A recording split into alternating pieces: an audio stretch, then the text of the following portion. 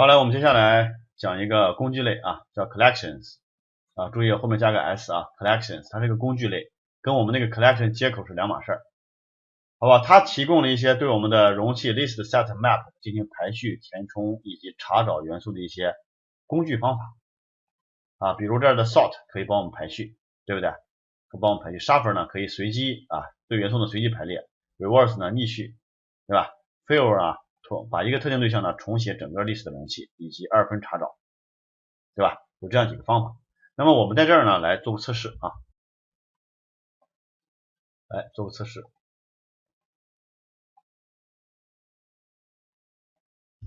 叫 test collection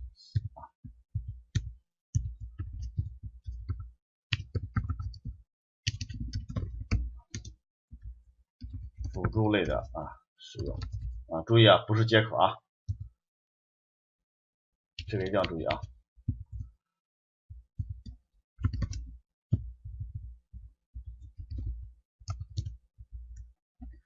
在这儿呢，我们先先定一个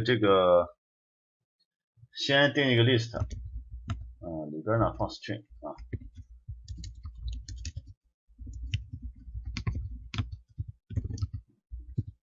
，Ctrl Shift O 导入一下，然后呢，我写个方循环，循环多少次呢？循环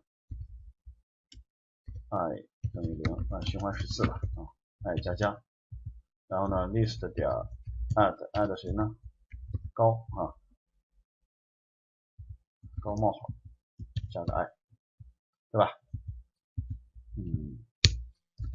然后呢把这个 list 打印一下，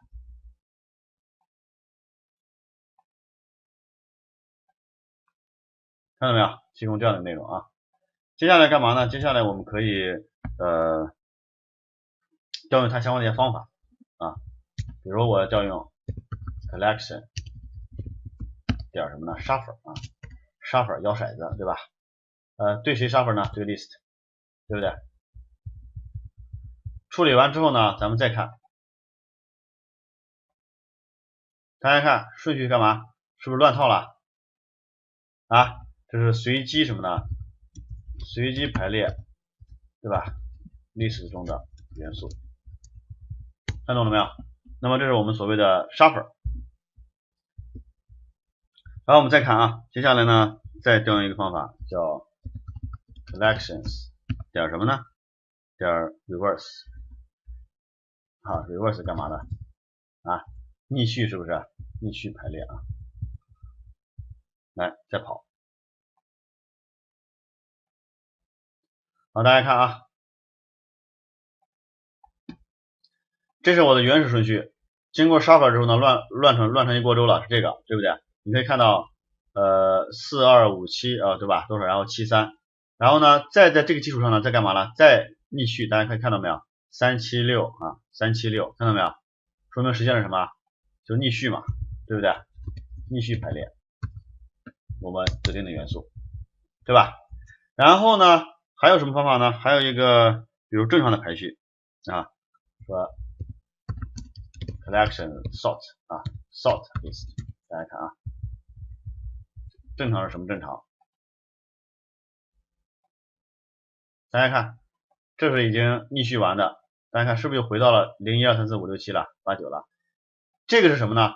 就是按照什么？按照这个递增的方式排序。当然了，数字和字符串我们就是按照这些数字呢按照大小，对吧？字符串呢按照这个字母的顺序这样排列。那么有的人说，老师，那如果我们自定义的类呢？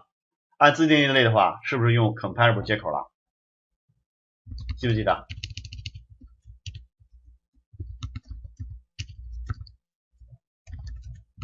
？comparable 接口记不记得？前面讲过，对不对？好，还有就是什么呢？还有这是关于排序啊，还有一个是比如说 binary search 二分法查找、折半查找，就是 collection 点什么 binary search， 对吧 ？binary search 里边有没有我们指定的某一个元素，对吧？比如说我在 list 里边查什么呢？查张三有没有？好吧，采用二分法这样的查找，看一下 food 看到没有？它没查到是什么呢？返回一个所谓的什么 food 一个索引值。那如果查到呢？比如说我查一下高一啊，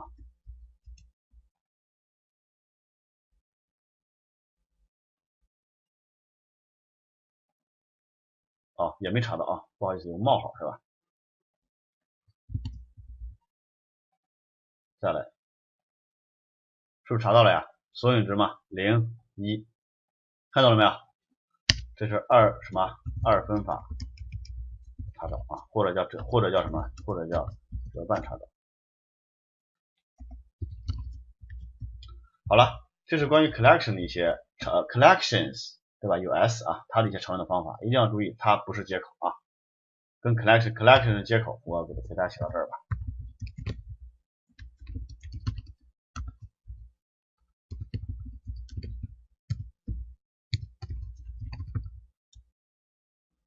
这个一定要区分开，好不好？